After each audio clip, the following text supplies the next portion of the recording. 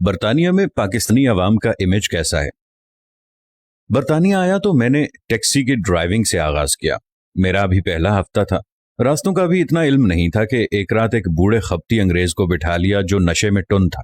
اس نے مجھے ایڈریس بتایا، میں نے نیویگیٹر میں اس کا ایڈریس ڈالا اور اس کی پیروی شروع کر دی۔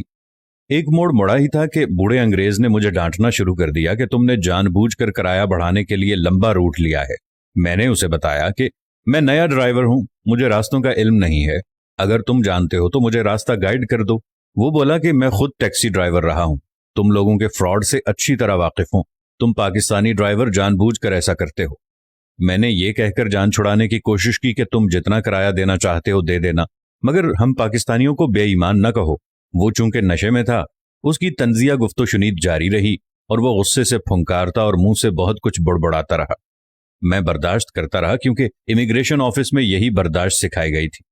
آخر ہم منزل پر پہنچ گئے۔ اس کا بل 7 پاؤنڈ بنا تھا۔ وہ غصے سے ٹیکسی سے باہر نکلا، اپنے پرس سے ایک نوٹ نکالا اور مجھے تھماتے ہوئے کہا، یہ لو 5 پاؤنڈ، میں ہمیشہ 5 پاؤنڈ ہی دیتا ہوں۔ یہ کہہ کر وہ نوٹ تھما کر چل پڑا۔ اس کے گھر کے باہر اندھیرا تھا۔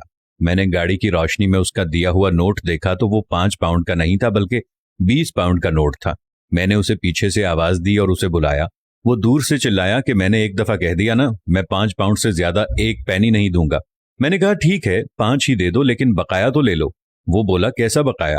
میں نے اسے 15 پاؤنڈ گن کر دیے اور اسے بتایا کہ تم نے مجھے غلطی سے 20 پاؤنڈ کا نوٹ 5 پاؤنڈ کا نوٹ سمجھ کر دے دیا تھا۔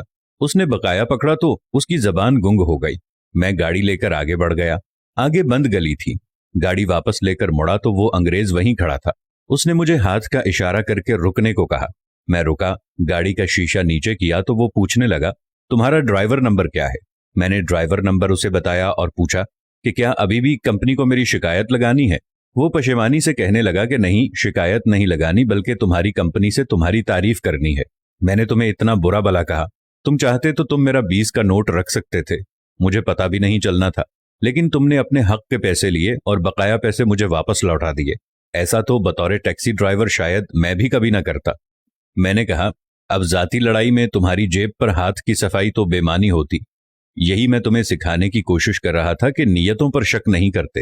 نیتوں کے حوالے سے صرف اللہ جانتا ہے کہ انسان کی نیت کیا ہے، لیکن جیسے ہی تم نے میرے ملک پاکستان کے بارے میں کہا کہ تم سارے پاکستانی ایسے ہو اور تمہیں اس چیز کا حق نہیں بنتا تھا کہ تم ایسی بات کرو، لہٰذا میں نے تمہیں سمجھانے کے لیے کہا ہے کہ تم لوگوں نے جو ہمارا امیج بنایا ہوا ہے، ہم ایسے نہیں ہیں۔ ہم پاکستانی تو محبت کرنے والے لوگ ہیں، ہم پاکستانی تو عزت کرنے والے لوگ ہیں۔